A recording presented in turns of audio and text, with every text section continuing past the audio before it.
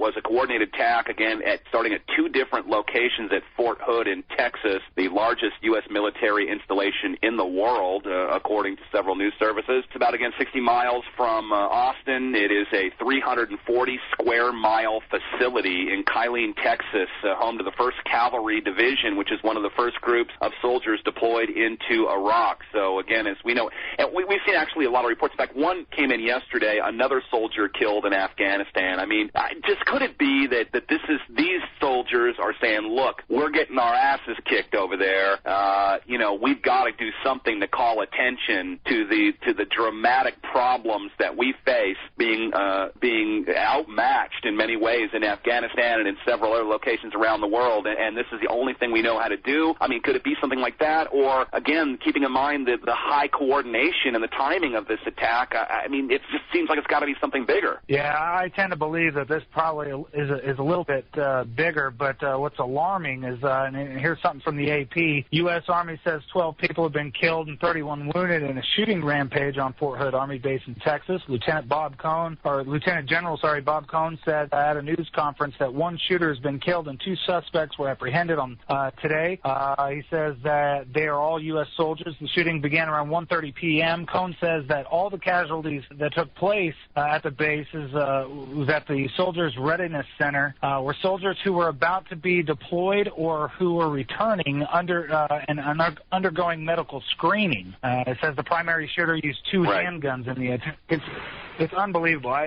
It's unbelievable to think of the motives, and I'm looking forward to the interrogations that will follow on the 2 suspects. Yeah, CTU, the counterterrorism unit, they're real now. They said, at least in the last report I have, that there's no word on whether the incident was terrorism related. I think what we're going to find, Dave, is I hate to say this, but I think what they're going to find is they've got your book, or you know what I mean? They're going to be somehow tied to some of the work that we do. I just hope that's not the case. I really do. But what a great opportunity to lock down and steal more freedoms from Americans when this very well could have just been a case of 3 soldiers just absolutely sick of what they've been going through all these years. So I think that's going to be about it, really, Dave. And now we could talk about the meaning of Guy Fawkes Day, November 5th. I guess that would be fairly relevant, though I think most of my listening audience would know about that. We could talk about, the potential to seize weapons and create even a wider war here in Texas.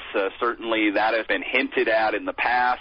Something like that could be done at Broken Arrow, as you mentioned. But it just very well could also be one of these just acts of senseless violence. But when have we ever seen 3, other than Columbine, which, is very suspicious on its own right, when have we ever seen, 3 shooters do something like this? This has got to be a first in American history. Yeah, it's definitely rare, to say the least. And I would imagine that the media, it's not going to be long, probably before the end of the day, that the question of firearms will be brought up. And to me, that's on. And the sad part is, and I make the argument that the difference between police and military and civilians is nothing. We all put our pants on the same way, and nobody is immune to the quote-unquote evils of the firearm. And the fact that 2 pistols were used, I have a feeling that, like I said, it's not going to take long before it's going to be, looked at. Firearms are bad. Firearms are evil. Look what they can do. We got to get them away from the civilian population. As if they take our guns from the civilians, it's going to stop the military from having guns inside their own base and using them against, their fellow troops. Isn't that the weirdest thing? I mean, one of the things I know a lot of soldiers, I know a lot of military people. We've had many of them on the program, and even the ones that are now somewhat anti-war are certainly, all about getting their brothers back. So many of them, many of the people we've talked to over the years, Dave, I didn't believe in the war anymore, but I kept fighting because I wanted to help my brothers. I wanted to get their back. That's the only reason I stay there. That's the only reason I am there, and that's the only reason I keep following orders is I want to make sure that my brother or my sister is going to be okay on the battlefield. So to see them turn the guns on fellow soldiers is almost beyond comprehension. Right. And here's some breaking news. ABC's Brian Ross says shooter identified as Major Malik Hassan, a convert to Islam. Oh, boy. Do we know his birthplace or point of origin, or are we ready now to go ahead and speculate that he'll be from Pakistan or Afghanistan in order to, again, I mean, if this doesn't help get the people behind the wars, maybe nothing will. But I hate to have to suggest that, Dave, but we know that this tactic has been used in the past. Right, and its convert to Islam may indicate American civilians just sympathetic to the cause. We've seen a rise in that, unfortunately, in the United States over the last several years, and obviously before that. But the fact that this type of trend continues on, I think that's something we have to be wary of. Well, yeah, and so what you're suggesting is he could be a Caucasian American who might have changed his name and converted to Islam, much in the way we've seen with something like Jose Padilla or others. Right, absolutely. Well, I mean, that's always going to be a possibility.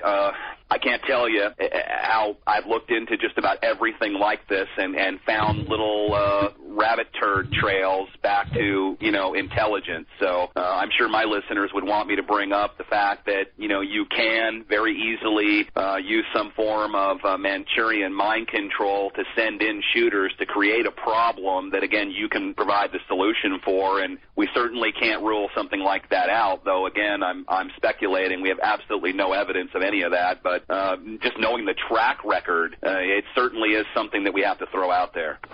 All right, Dave, do you want to add anything else, man? I'm going to go ahead and let you go, and I'm going to open up the phone lines to my listeners, and we'll try to do the rest of the show. Hopefully, folks, I'll be back tomorrow on ISDN or Skype or something and not on my telephone. All right, Dave, I know you'll be talking about this on your show tomorrow, so I hope people tune in for that. An American Warning starting at 1 o'clock right here on American Freedom Radio Monday through Friday. So we're going to try to clean this up and see what we can find out for you tomorrow as well and for the rest of the show and report everything that we find. Thanks, Dave, for jumping on with us today and helping us out. Not a problem, Jack. We'll see you soon. I appreciate it. I think it's safe to say that Dave and I are coming from a little bit different perspectives here, but at this point, it's because we don't know anything. We just throw it all out there. We're going to throw it all out there to get people thinking and to make sure that we don't miss anything. So this is really kind of how I do my researching. I just put everything on the wall, and I go through and start confirming what I can actually prove and take the other stuff off the wall, and I mean stuff,